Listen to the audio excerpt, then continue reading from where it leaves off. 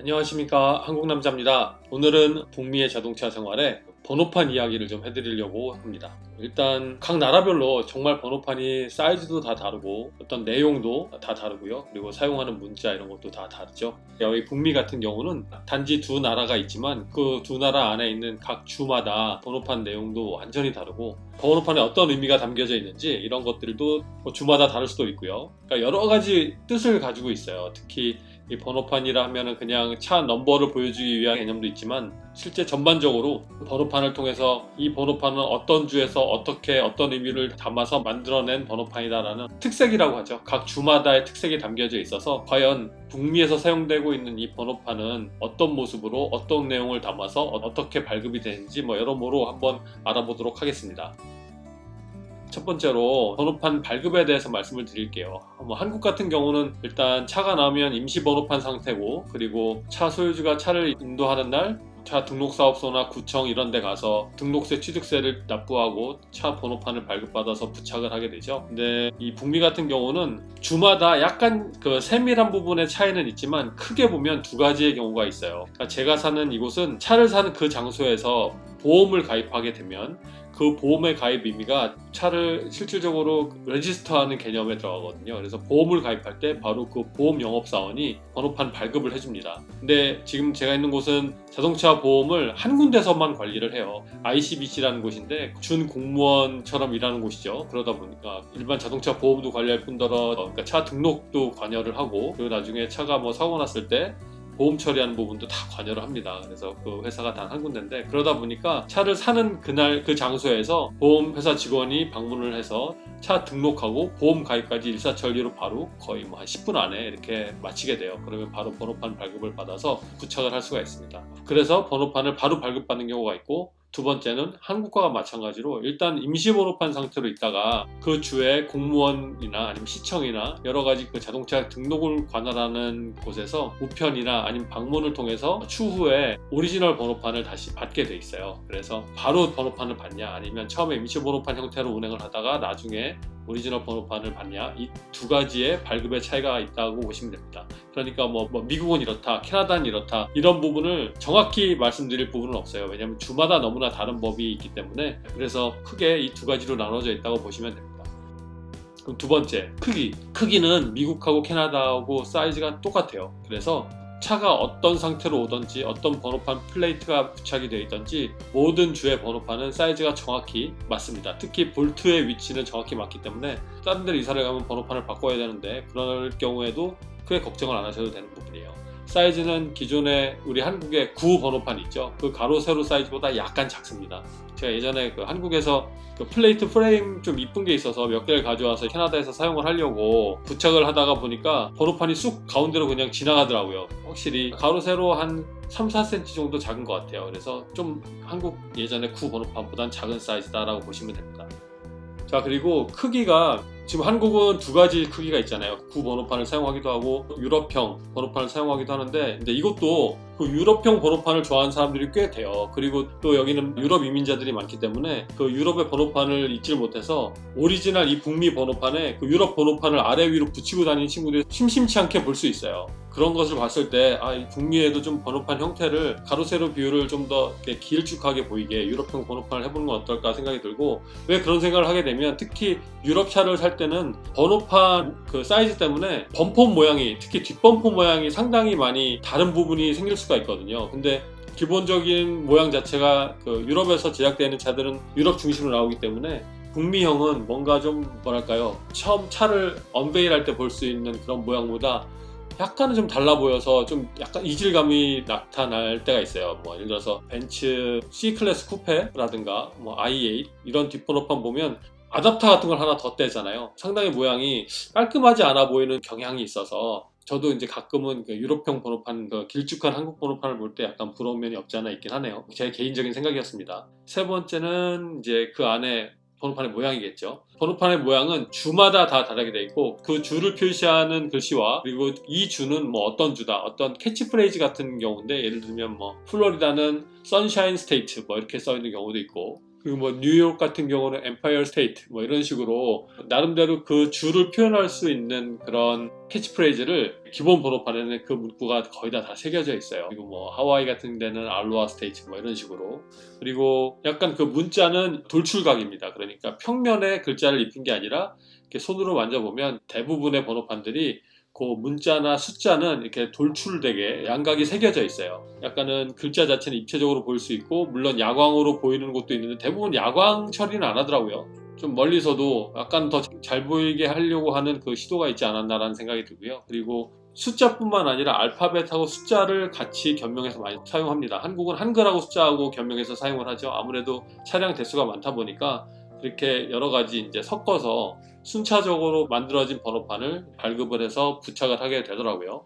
그리고 보면 어떤 번호판은 앞에 3자리, 뒤에 3자리 이런 경우도 있고, 어떤 데는 뭐 합해서 6자리, 7자리 이렇게 되는 경우도 있고, 이거는 그 주마다 정해진 법에 의해서 발급되는 그 형태예요. 그러니까 제가 살고 있는 이 주는 그러니까 3개, 3개, 그러니까 3자리, 3자리 이렇게 띄어쓰는 게 기본 번호판의 형태고요. 3자리, 4자리 이렇게 해서 결정되는 것도 있고, 그리고 어떤 주는 연달아서 뭐 6자리, 7자리, 최대 8자리까지 이렇게 구성되어 있는 번호판이 있습니다. 그러니까 번호판이 되게 특이하다라고 보실 수 있는데요. 여기에 살고 있는 제가 봐도 특이해요. 그래서 제가 살고 있는 곳에 특이한 번호판의 차가 들어오면 저긴 어디지? 이렇게 알아맞히는 게임도 하는 경우도 있고, 특히 제가 살고 있는 게 이 북미 대륙에서 어떻게 보면은 서쪽 끝이거든요. 근데 뭐 가끔가다 뭐 뉴욕 번호판을 본다든가 아니 플로리다 번호판을 보면 저 차를 갖고 지금 뭐 횡단 여행을 하고 있구나 이렇게 짐작할 정도로 정말 가끔 있는 일이지만, 그렇게 보게 되면 좀 저도 신기하고 그렇게 자세히 들여다보는 그런 경우도 생기더라고요. 자, 네 번째, 그럼 번호판의 내용에 대해서 말씀을 드릴게요. 이 번호판은 숫자나 문자를 통해서 차량 인식을 할 수 있는 기능이 있는가 하면, 거기에 이 북미의 대부분의 또 번호판에는 보험 계약 기간이 붙여져 있어요. 보통 스티커로 많이 붙이는데 뭐 예를 들어서 날짜하고 몇 월, 몇 년 이게 붙어집니다. 그래서 이 차가 어느 주를 가더라도 그 날짜를 지난 번호판을 갖고 있으면 보험이 들어있지 않은 그런 차 같은 경우는 바로 경찰이 압수해 가서 보험을 들게 만들고, 주마다 좀 다른데 제가 사는 이곳 같은 경우는 상당한 벌금과 벌점이 부여가 돼서 나중에 뭐 보험이 가입이 안 된 상황으로 운행하다 적발이 될 때는 상당한 불이익을 받게 됩니다. 그래서 상당히 조심해야 되고, 이 경찰차들이 보통 길을 돌아다니면서 경찰차 안에 있는 컴퓨터를 통해서 주변 차들 번호판을 눌러보고 검색을 많이 하는데, 그때 제일 첫 번째로 보는 것이 바로 현재 보험이 가입되어 있는지 안 되어 있는지, 이걸 가장 많이 본다고 합니다. 특히 여기 사시는 분들은 그 보험 가입 기간 날짜를 잊지 말고 계속 갱신을 하셔야 돼요. 놓치면 적발돼서 불이익을 받을 수가 있어요. 그리고 그거 말고라도 자기가 특별하게 번호판을 주문을 할 수가 있습니다. 자기가 원하는 글씨나 숫자를 넣을 수 있는 법이 있는데, 제가 있는 이곳의 기준으로 해서 또 말씀을 드리면, 일단 내가 원하는 걸 숫자랑 뭐 알파벳이랑 조합을 해서 신청을 합니다. 한 3가지 정도를. 그래서 그쪽에서 가능하다라는 것을 알려줍니다. 그러면 그 번호판을 보험회사 직원한테 알려줘서 1년에 별도 비용, 여기는 제가 알기로는 1년에 100불로 알고 있는데 그 별도 비용을 내고 번호판을 만들어서 부착을 하게 되면